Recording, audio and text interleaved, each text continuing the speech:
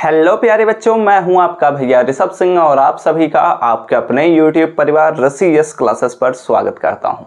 और आज के इस वीडियो में हम बात करने वाले हैं बीएससी फर्स्ट ईयर के फर्स्ट सेमेस्टर केमिस्ट्री का जो हमारा पेपर है फंडामेंटल ऑफ केमिस्ट्री, उसके अंतर्गत जो हमारा यूनिट फर्स्ट है जिसमें हम molecular polarity and weak chemical forces के बारे में पढ़ते हैं, उसी का ही हम एक और टॉपिक का लेक्चर लेकर आ चुके हैं। और इस लेक्चर में हम पूरा डिटेल से समझने वाले हैं कि पोलराइजेशन ऑफ आयंस क्या होता है, ठीक है। और इससे ही रिलेटेड हमारे पास एक बहुत ही इंपॉर्टेंट कॉन्सेप्ट है जिसे हम कहते हैं फजान्स रूल, और फजान्स रूल को हम अगले लेक्चर में डिस्कस करेंगे। और यहाँ से 100% गारंटी के साथ आप सभी के एग्जाम में क्वेश्चन जरूर पूछा जाता है। तो यह लेक्चर आप सभी के लिए बहुत ही ज़्यादा इंपॉर्टेंट है। और इससे पहले हमने काफ़ी सारे टॉपिक्स पर ऑलरेडी बात कर लिया है, उन सभी लेक्चर्स को आप लोग ज़रूर चेकआउट कर लेना चाहिए। हमने पहले लेक्चर में पढ़ा था कि रेजोनेंस एंड रेजोनेंस एनर्जी क्या होता है। हमने दूसरे लेक्चर में जाना कि फॉर्मल चार्ज क्या होता है, और किसी भी मॉलिक्यूल के अंतर्गत कोई भी एटम है तो उसका हम फॉर्मल चार्ज कैसे कैलकुलेट करते हैं। उसके बाद हमने जाना कि हाइड्रोजन बॉन्ड क्या होता है, हाइड्रोजन बॉन्ड कितने प्रकार के होते हैं, नेचर ऑफ हाइड्रोजन बॉन्डिंग पर भी बातें कर लिया। और उसके बाद हमने जाना कि एप्लीकेशन ऑफ हाइड्रोजन बॉन्डिंग क्या होता है, ठीक है। ये सभी टॉपिक्स आप सभी के लिए बहुत ही ज़्यादा इंपॉर्टेंट हैं। अगर आप लोग उन लेक्चर्स को नहीं चेकआउट किए हैं तो आई बटन पर आपको प्लेलिस्ट मिल जाएगा, या फिर पूरे प्लेलिस्ट का लिंक आप सभी को डिस्क्रिप्शन में मिल जाएगा। आप वहां से ज़रूर चेकआउट कर लीजिएगा, सभी चीज़ों को अच्छे से पढ़िए, नोट्स खुद से बनाइए, वो सबसे बेस्ट नोट्स है। लेकिन अगर आप सभी इस चैनल पर पहली बार आए होंगे तो ज़रूर सब्सक्राइब करने के साथ बेल आइकन को ऑल पर सेलेक्ट कर लीजिएगा। और आप लोग अपने कॉपी और पेन लेकर बैठ जाइए, सभी चीज़ों को नोट डाउन करना स्टार्ट कर दीजिए। अगर अभी नोट्स नहीं बनाते तो आप हमारे टेलीग्राम चैनल और व्हाट्सएप चैनल से ज्वाइन कर सकते हैं। साथ ही साथ आप हमें सोशल मीडिया पर भी फॉलो कर सकते हैं, उनके लिंक आप सभी को डिस्क्रिप्शन में मिल जाएंगे। ठीक है, पोलराइजेशन ऑफ आयंस, ठीक है। पोलराइजेशन ऑफ आयंस के बारे में हम पढ़ते हैं इस लेक्चर में, यानी कि इसी को ही, यह एक प्रोसेस होता है, आयंस के बीच पोलराइजेशन होता है, तो उसी प्रोसेस को हम पढ़ेंगे। और इसी प्रोसेस को ही हम एक्चुअली कई बार कहते हैं पोलराइजेबिलिटी, ठीक है। तो दोनों नामों से पूछा जा सकता है। तो पोलराइजेशन ऑफ आयंस में अगर हम बात कर रहे हैं तो सबसे पहले इसके कॉन्सेप्ट को समझते हैं। देखो, जब हमारे पास कोई भी आयनिक कंपाउंड होता है या आयनिक मॉलिक्यूल होता है तो उसमें एक हमारे पास कैटायन होता है, सपोज करते हैं यम है, और एक हमारे पास एनायन होता है, सपोज कर लेते हैं कि एक्स है, ठीक है। तो हम जानते हैं कि यह जो हमारे पास कैटायन होता है इस पर क्या होता है, हमारे पास प्लस चार्ज होता है, तो मैंने M प्लस लगाया। हमारे पास जो एनायन होता है उस पर माइनस चार्ज होता है, ये बात हम सभी जानते हैं। एग्जाम्पल के तौर पर अगर बात करते हैं तो NaCl, Na पर होता है प्लस चार्ज और Cl पर होता है एक माइनस चार्ज। तो इस प्रकार हमारे पास NaCl का फॉर्मेशन होता है। ऐसे ही हमारे पास AgCl भी होता है, ऐसे ही हमारे पास CsCl2 भी होता है। ऐसे हमारे पास बहुत सारे मॉलिक्यूल फॉर्म होते हैं और ये सभी आयनिक कंपाउंड्स होते हैं, ठीक है। तो आयनिक कंपाउंड्स आप सभी जानते हैं कि आयनिक कंपाउंड्स वे कंपाउंड्स होते हैं जिनमें दो अपोजिट चार्ज्ड आयन जैसे कि Na प्लस और Cl माइनस, ये एक दूसरे से आयनिक बॉन्ड की सहायता से जुड़े होते हैं। तो इस प्रकार हमारे पास एक आयनिक मॉलिक्यूल या आयनिक कंपाउंड का फॉर्मेशन होता है। अब होता क्या है, इसके पोलराइजेशन फिनोमेना को अगर हमें समझना है तो इस प्रकार से हम समझेंगे कि हमारे पास जो कैटायन होता है, ठीक है, उसका साइज एनायन की तुलना में क्या होता है, छोटा होता है। तो हमने सपोज किया कि ये कैटायन है, और एनायन पर अगर हम बात करते हैं तो हम सपोज करते हैं कि ये एनायन का साइज है, ठीक है। तो आमतौर पर ऐसा हम देखते भी हैं। आप किसी भी आयनिक कंपाउंड को लेंगे या आयनिक मॉलिक्यूल को लेंगे तो उसमें आप लोग देखेंगे कि कैटायन का जो साइज होता है वो एनायन की तुलना में क्या होता है, छोटा होता है, ठीक है। तो यह कैटायन और एनायन जब एक दूसरे से आयनिक बॉन्ड की सहायता से जुड़े होते हैं तो ये एक दूसरे के काफ़ी पास में होते हैं, ठीक है। जिसकी वजह से क्या होता है, अब यहाँ पर ध्यान देना और सारी चीज़ों को समझना, जिसकी वजह से कुछ ऐसा होता है कि यह जो कैटायन होता है वह एनायन के जो वैलेंस सेल के इलेक्ट्रॉन्स हैं, वैलेंस सेल मतलब क्या, बाह्यतम सेल, जो सबसे आखिरी सेल में प्रेजेंट इलेक्ट्रॉन है उन्हीं को वैलेंस सेल कहा जाता है, और उन्हीं को ही वैलेंस इलेक्ट्रॉन कहा जाता है। तो ये जो कैटायन होता है वह एनायन के वैलेंस सेल के इलेक्ट्रॉनों को अपनी तरफ क्या करता है, खींचना शुरू कर देता है, जिसकी वजह से जो यह हमारे पास एनायन है इसका जो शेप होता है वह डिस्टर्ब हो जाता है, और वह स्फेरिकल शेप से हमारे पास एक दूसरा शेप हो जाता है, यानी कि कुछ ऐसे टिल्टेड होता है। ये हमारे पास सर्कुलर है और ये हमारे पास टिल्टेड बना देता हूँ मैं थोड़ा सा, ठीक है। ये कुछ इस प्रकार से हमारे पास अंडा आकार समझ सकते हैं आप लोग, ऐसे कुछ हो जाता है, मतलब ये थोड़ा सा इधर खिंच जाता है, ऐसे आप लोग समझिए। मैं बनाता हूँ थोड़ा और अच्छे से। ये हमारे पास कुछ ऐसे हो जाता है, ठीक है। और ये हमारे पास कैटायन यहाँ पर इलेक्ट्रॉनों को खींचा है, वैलेंस शेल के इलेक्ट्रॉनों को, जिसकी वजह से क्या होता है, या हमारे पास एनायन का जो शेप होता है वह डिस्टर्ब हो जाता है, और इसी फिनोमिना को ही हम कहते हैं पोलराइजेशन ऑफ आयंस, ठीक है। समझो इस बात को, मैं फिर से रिपीट करता हूँ, सारी चीज़ों को लाइन में समझते हैं।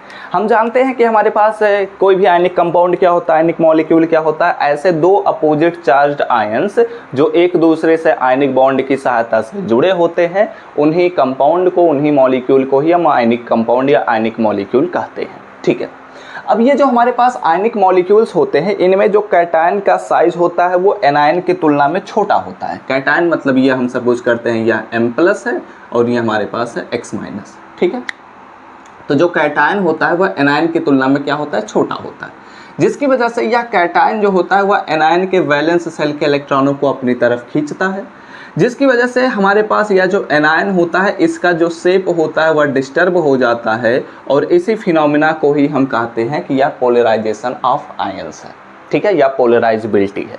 अब ये एक्चुअली होता क्यों है, इसके बारे में थोड़ा सा आप लोग लॉजिक समझने की कोशिश करिए। जैसे एनायन का जो साइज है वह क्या है, बड़ा है, जिसकी वजह से अब यहाँ पर हमारे पास कुछ सेल्स होंगे, ठीक है, ऐसे ही तो सेल्स होते हैं। तो अब यहाँ पर हमारे पास इलेक्ट्रॉन प्रेजेंट होंगे, हर एक सेल में हमारे पास इलेक्ट्रॉन प्रेजेंट होंगे। जैसे कि अगर हम पहले सेल में बात करते हैं तो 2 इलेक्ट्रॉन प्रेजेंट है, दूसरे सेल में बात करते हैं तो 8 इलेक्ट्रॉन प्रेजेंट है, ठीक है। ऐसे ही हमारे पास इलेक्ट्रॉन्स प्रेजेंट होंगे, और फिर हमारे पास तीसरे सेल में भी कुछ इलेक्ट्रॉन्स प्रेजेंट होंगे, ठीक है। तो हम सपोज कर लेते हैं कि ऐसे हमारे पास इलेक्ट्रॉन्स प्रेजेंट है। अब यहाँ पर क्या हो रहा है, होता कुछ ऐसा है कि ये जो वैलेंस शेल के इलेक्ट्रॉन हैं जो एनायन में प्रेजेंट हैं, वो इसके न्यूक्लियस से क्या है, ज़्यादा दूरी पर है, ठीक है। और यह जो कैटायन है इसका साइज जो है वह छोटा है, जिसकी वजह से इसका जो न्यूक्लियस होता है वह इसके आउटर सेल यानी कि वैलेंस शेल के इलेक्ट्रॉनों के पास थोड़ा आ जाता है, जिसकी वजह से यह कैटायन क्या करता है, वह इस एनायन के इलेक्ट्रॉनों को अपनी तरफ खींचना शुरू कर देता है। ये इलेक्ट्रॉन, वैलेंस शेल के इलेक्ट्रॉन जो एनायन के हैं वो इसके न्यूक्लियस से ज़्यादा दूरी पर है, लेकिन यह जो हमारे पास एनायन के वैलेंस शेल के इलेक्ट्रॉन है वह कैटायन के न्यूक्लियस से ज़्यादा करीब आ जाते हैं इसकी तुलना में, जिसकी वजह से क्या करता है ना, यह प्लस चार्ज इस निगेटिव चार्ज इलेक्ट्रॉन को अपनी तरफ खींचना शुरू कर देता है। और जब यह खींचना शुरू करता है तो इसका शेप जो होता है, एनायन का जो शेप होता है वह डिस्टर्ब हो जाता है, और इसी फिनोमिना को हम कहते हैं पोलराइजेशन ऑफ आयंस। बहुत ही सिंपल सा लॉजिक था, बहुत ही सिंपल सा कहानी था। तो अब इसके बारे में चलिए नोट डाउन करना शुरू करते हैं। तो अब चलिए अपने कॉपी में सारी चीज़ों को नोट डाउन करना स्टार्ट कर दीजिए। यहाँ पर अब हम पोलराइजेशन ऑफ आयंस का कॉन्सेप्ट समझ चुके हैं, इतना ही कॉन्सेप्ट हमें समझना था, इससे ज़्यादा कॉन्सेप्ट हम अपने फजांस रूल के अंतर्गत पढ़ेंगे, ठीक है। तो अब यहाँ पर हम इन चीज़ों को पहले नोट डाउन करना स्टार्ट करते हैं। तो होता क्या है पोलराइजेशन ऑफ आयंस में, जो अभी मैंने आपको समझाया उसी चीज़ को यहाँ पर हम कंटिन्यू करेंगे। तो यहाँ पर पोलराइजेशन ऑफ आयंस में मैंने आपको पहले बताया कि हमारे पास आयनिक कंपाउंड होता है। तो आयनिक कंपाउंड कैसे बनता है इस पर हम बात कर लेते हैं। तो यहाँ पर लिखिएगा कि किसी आयनिक कंपाउंड में, या फिर आप मॉलिक्यूल भी लिख सकते हैं, किसी आयनिक कंपाउंड में 2 अपोजिट चार्ज्ड आयंस लिख लीजिए, ठीक है। हमारे पास क्या है, विपरीत आवेशित आयन जो होते हैं वो एक दूसरे से जुड़ते हैं। फिलहाल हम इतना ज़्यादा हिंदी यूज़ नहीं करेंगे, हम चीज़ों को इंग्लिश और हिंदी को मिक्स करते हुए चलेंगे, ठीक है, क्योंकि हमें फर्स्ट सेमेस्टर में क्या करना है, हमें अपने हैबिट को डेवलप करना है, ठीक है ना। तो इस वजह से हम हिंदी इंग्लिश मिक्स करते हुए चलेंगे और धीरे धीरे करते हुए हम इंग्लिश की तरफ बढ़ते चलेंगे। तो यहाँ पर ध्यान दीजिए, यहाँ पर मैंने लिखा कि किसी आयनिक कंपाउंड में 2 अपोजिट चार्ज्ड आयन एक दूसरे से, ठीक है, एक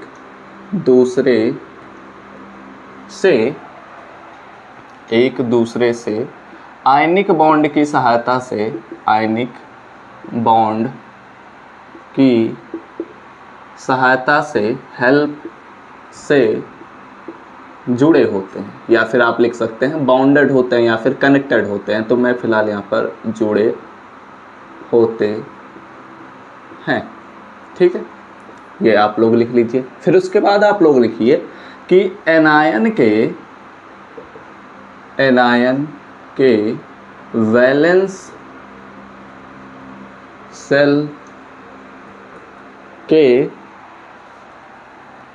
इलेक्ट्रॉन्स, ठीक है, इलेक्ट्रॉन्स, जिसे हम क्या कहेंगे, वैलेंस इलेक्ट्रॉन, ठीक है, वैलेंस इलेक्ट्रॉन्स हम कहते हैं।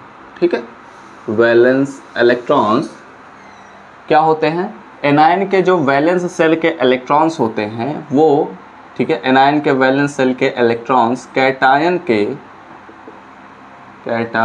के द्वारा अपनी और अट्रैक्ट कर लिए जाते हैं। क्या होते हैं, अट्रैक्ट कर लिए जाते हैं। ठीक है, वह जो कैटायन के, जो एनायन के वैलेंस सेल के इलेक्ट्रॉन्स हैं वो कैटायन के द्वारा क्या कर लिए जाते हैं, अपनी ओर अट्रैक्ट कर लिए जाते हैं। ठीक है, जिसकी वजह से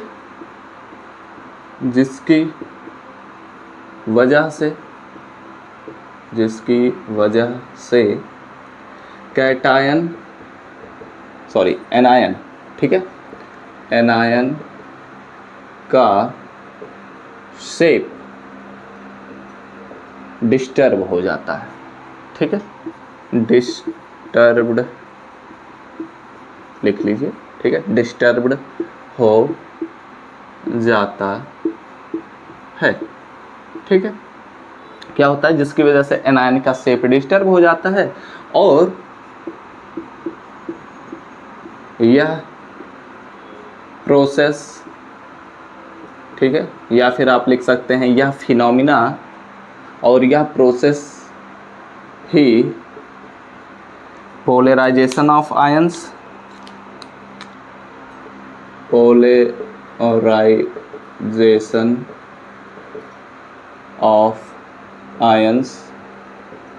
या फिर आप लिखिएगा पोलराइजेशन ऑफ आयंस, या फिर आप इसी को ही दूसरे नाम से भी जानते हैं, पोलराइजेबिलिटी कहलाता है। ठीक है, कहलाता है। ठीक, इतनी बातें आप लोग समझ गए होंगे, हमने ये बातें पहले से ही बात कर लिया है। अब यहाँ पर ध्यान देना, आप लोग फजान्स रूल में मैं आप सभी को पढ़ाऊंगा कि अगर हम कैटायन का शेप बदलते हैं, शेप मतलब कि साइज बदलते हैं, यानी कि अगर हम कैटायन का साइज बड़ा करते हैं या फिर छोटा करते हैं, या फिर हम एनायन का साइज छोटा करते हैं या बड़ा करते हैं, तो ऐसे सिचुएशन में पोलराइजेशन पर क्या इफेक्ट पड़ेगा, इसके बारे में हम वहाँ पर बात करेंगे। ठीक है, लेकिन यहाँ पर आपको एक बात और समझनी होगी कि कैटायन के द्वारा एनायन के वैलेंस सेल के इलेक्ट्रॉनों को खींचा जा रहा है ना। तो इसका मतलब ये हुआ कि कैटायन जितना पावरफुल होगा उतना ही पावरफुल तरीके से क्या करेगा, एनायन के वैलेंस सेल के इलेक्ट्रॉनों को खींचेगा। यह बात तो है ना, कैटायन जितना पावरफुल होगा, क्योंकि कैटायन ही एनायन के वैलेंस सेल के इलेक्ट्रॉनों को खींच रहा है, तो कैटायन जितना पावरफुल होगा वह उतने ही पावर से एनायन के वैलेंस सेल के इलेक्ट्रॉनों को खींचा जाएगा। तो ऐसे सिचुएशन में कैटायन का जो यह पावर है, जिस पावर से वह इलेक्ट्रॉनों को खींच रहा है, उसी को ही हम पोलराइजिंग पावर कहते हैं। ठीक है, और इसके बारे में भी यहाँ पर आपको लिख लेना चाहिए, इसलिए मैं इसे लिखवा दे रहा हूँ। ठीक है, तो पोलराइजिंग पावर के बारे में आपको पता चला कि पोलराइजिंग पावर क्या होता है। तो यहाँ पर लिखिएगा, किसी कैटायन द्वारा, ठीक है, किसी कैटायन द्वारा एनायन के वैलेंस सेल के इलेक्ट्रॉन्स को अट्रैक्ट करने का गुण, ऐसे लिख लीजिए। ठीक है, अट्रैक्ट करने का गुण, गुण मतलब यहाँ पर मैं इसके पावर की बात कर रहा हूँ, ठीक है। इलेक्ट्रॉन्स को अट्रैक्ट करने का गुण ही, ठीक है, उसी को ही हम कहते हैं, क्या कहते हैं, polarising power, polarising power of cation, ठीक है, क्योंकि यह कैटायन का हमारे पास पोलराइजिंग पावर है, ठीक है, तो इसलिए हम कैटायन लिख रहे हैं, कैटायन कहते हैं, ठीक है। क्या सेंटेंस बैठेगा, किसी कैटायन द्वारा एनायन के वैलेंस शेल के इलेक्ट्रॉन्स को अट्रैक्ट करने का गुण ही पोलराइजिंग पावर ऑफ कैटायन कहलाता है, लिखिए, ठीक है, कहलाता है। ओके, इतनी बातें तो हम पहले से समझ गए हैं। ये सारी चीज़ें हम फजांस रूल में जब पढ़ेंगे तो वहाँ पर हम इन चीज़ों का यूज भी करेंगे। आप लोग खुद से सोचिए कि अगर कैटायन के द्वारा एनायन के वैलेंस शेल के इलेक्ट्रॉनों को अट्रैक्ट किया जा रहा है, तो ऐसे सिचुएशन में कैटायन का अगर हम साइज छोटा करते चले जाएं और एनायन का साइज हम बड़ा करते चले जाएं, तो ऐसे सिचुएशन में क्या प्रभाव पड़ेगा, पोलराइजेशन क्या बढ़ जाएगा या फिर पोलराइजेशन घट जाएगा, इसके बारे में आप लोग थोड़ा सा सोचिए। और इसके जस्ट अपोजिट आपको भी सोचना है कि अगर हम कैटायन का साइज बड़ा करते चले जाएं और एनायन का साइज छोटा करते चले जाएं, तो ऐसे सिचुएशन में पोलराइजेशन पर क्या इफेक्ट पड़ेगा, इसके बारे में भी आप लोग सोचिए। ये दोनों चीज़ें आप लोग खुद से सोचिए, और जब हम फजांस रूल अगले लेक्चर में आपको पढ़ाएंगे तो वहाँ पर इसके बारे में और भी डिटेल में बात करेंगे, ठीक है। तो आप लोग इन चीज़ों को पहले सोचिए और आप लोग कमेंट करते हुए बता सकते हैं। तो अगर आप लोग कमेंट करते हैं तो पहला लिखिएगा 1 नंबर, और उसके बाद लिखिएगा कि पोलराइजेशन पर क्या प्रभाव पड़ रहा है, 2 नंबर पोलराइजेशन पर क्या प्रभाव पड़ रहा है। 2 सवाल मैंने पूछा है और एक के बाद एक मैंने पूछा है, ठीक है। तो पहले नंबर का सवाल और दूसरे नंबर का सवाल। तो ये आप लोग क्या करिए, पहले तो इन चीज़ों का स्क्रीनशॉट लीजिए। अभी यह वीडियो हमारा कंप्लीट नहीं हुआ, अभी तो हमने पोलराइजेशन ऑफ आयंस पर ही बातें किया है कि पोलराइजेशन ऑफ आयंस क्या होता है। किसी भी कैटायन के द्वारा एनायन के वैलेंस शेल के इलेक्ट्रॉनों को खींचने की जो क्षमता होती है, ठीक है, उसको हम कहते हैं पोलराइजिंग पावर। लेकिन जो यह प्रोसेस होता है उसी को ही हम कहते हैं पोलराइजेशन ऑफ आयंस या पोलराइजेबिलिटी, ठीक है। तो स्क्रीनशॉट हो चुका होगा, हो चुका, ठीक है। स्क्रीनशॉट जब हो चुका है तो अब यहाँ पर हम आगे बढ़ते हैं और भी चीज़ों पर हम बातें करते हैं, ठीक है। अब ये हमने केवल नोट डाउन किया है। अब यहाँ पर हम कुछ स्ट्रक्चर्स बनाएंगे, जो हमने ये फिनोमेना लिखा है या प्रोसेस लिखा है, इस प्रोसेस पर आप लोग थोड़ा सा ध्यान देते हुए, प्रकाश डालते हुए हम लोग यहाँ पर क्या करेंगे, कुछ स्ट्रक्चर्स बना लेते हैं जो हमने लिखा है। बिफोर पोलराइजेशन क्या होता है, आफ्टर पोलराइजेशन क्या होता है, इन चीज़ों पर भी हम बात कर लेते हैं, ठीक है। तो आइए बातें करते हैं, ठीक है। मैं इसे बस इरेज कर दूँ।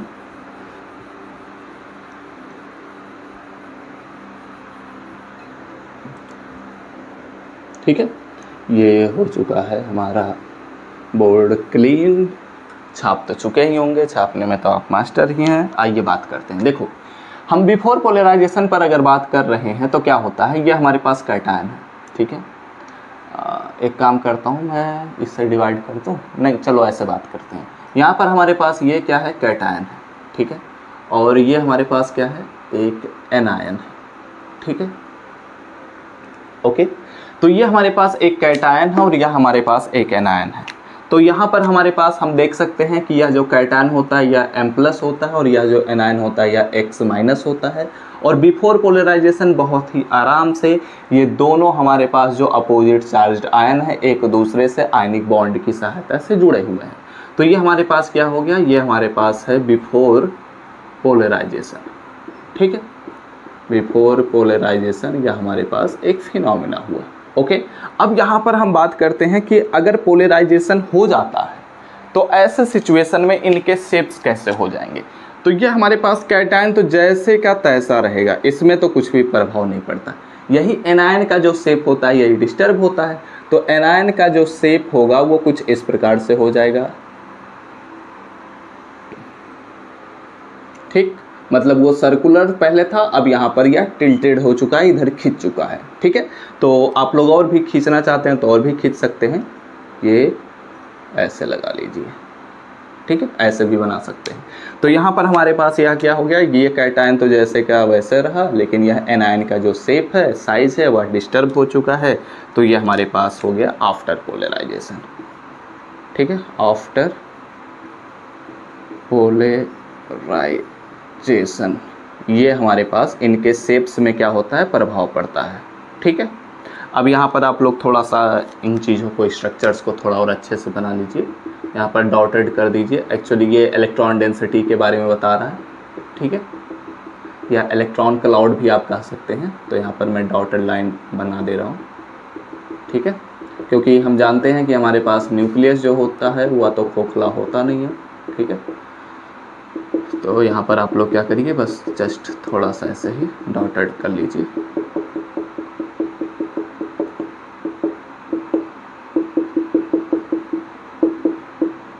ठीक, और ये आप लोग क्या करिए, इतनी चीज़ों का स्क्रीनशॉट ले लीजिए। एक बारी मैं चेक कर लेता हूँ सारी चीज़ें एकदम क्लियर विजुअल हैं या नहीं है। हाँ ठीक है, अच्छा भी लग रहा है ना। हाँ, तो स्क्रीनशॉट ले लीजिए। ये हमने अपने बात कर लिया कि पोलराइजेशन ऑफ आयंस क्या है। हमने बस एक छोटा सा कॉन्सेप्ट ही यहाँ पर इंट्रोड्यूस किया है और इन चीज़ों पर हमने बात किया है। अब जो हमारे पास अगला लेक्चर आएगा, एक्चुअली आपसे जब भी पूछा जाएगा तो आपसे ऐसे पूछा जाएगा कि what do you mean by polarisation of ions and discuss Fajans rule. ठीक है, और फजान्स रूल में आपसे कुछ और भी क्वेश्चंस इंक्लूड किए जाते हैं, तो हम उनके बारे में आपको अगले लेक्चर में समझाएंगे। और फजान्स रूल एक बड़ा टॉपिक है, तो उसके लिए हमें एक डेडिकेटेड लेक्चर की ज़रूरत पड़ती है। और यहाँ पर ये आप लोग को ध्यान रखना है कि पोलराइजेशन में क्या हो रहा है। ठीक है, क्योंकि जब अगला लेक्चर हम इंट्रोड्यूस करेंगे, फजान्स रूल स्टार्ट करेंगे, तो वहाँ पर हम इनके ओवरलैपिंग का कॉन्सेप्ट इंट्रोड्यूस करेंगे। ठीक है, और अगर आप लोग वैलेंस बॉन्ड थियरी के बारे में जानते हैं तो अच्छी बात है, नहीं तो थोड़ा बहुत ही अगर आप पढ़ सकते हैं तो अच्छे से पढ़ लीजिएगा, क्योंकि अगले लेक्चर में जब हम फजान्स रूल इंट्रोड्यूस करेंगे तो वहाँ पर हम वैलेंस बॉन्ड थियरी की सहायता से आगे बढ़ाएंगे चीज़ों को। तो उम्मीद करता हूँ सारी चीज़ें आपको समझ में आई होंगी, और मैं जानता हूँ अच्छे से समझ में आया ही होगा। तो वीडियो अच्छा लगा हो तो जरूर लाइक करिएगा, कमेंट करते हुए जरूर हमें बताइएगा, अपने दोस्तों के साथ शेयर करना बिल्कुल मत भूलिए। और इस चैनल पर पहली बार आए होंगे, अपने तैयारी को सबसे बेहतर बनाना चाहते हैं, ज़रूर अगले लेक्चर्स के नोटिफिकेशन पाना चाहते हैं तो ज़रूर सब्सक्राइब करने के साथ बेल आइकन को ऑल पर सेलेक्ट कर लीजिएगा। सभी चीज़ों को अच्छे से एक फेयर कॉपी में नोट डाउन करते रहिए, सभी चीज़ों को रिवाइज करते रहिए, हर एक चीज़ में 100% देते रहिए। आप लोग अपनी तैयारी को सबसे बेहतर बनाते रहिए। तो हमसे मिलते हैं अपने नेक्स्ट लेक्चर में, तब तक पढ़ते रहिए, संघर्ष करते रहिए और सफल होते रहिए।